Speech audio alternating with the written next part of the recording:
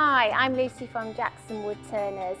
In front of me you'll see I've got one of our iron displays using our round and our square iron spindles fitted with the feet. Now, one of the questions we get asked quite a lot of times is, why are my spindles rattling?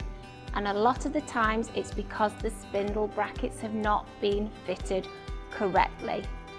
When fitting these brackets, you'll see that there is a little grub screw, and that grub screw, when tightened, holds the spindle in place.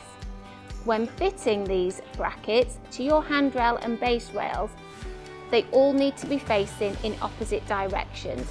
So if we have a look at the display here, you'll see what I mean. Now, my brackets on the bottom, the grub screw is pointing to the left-hand side. But on my handrail, the grub screw is to the right-hand side.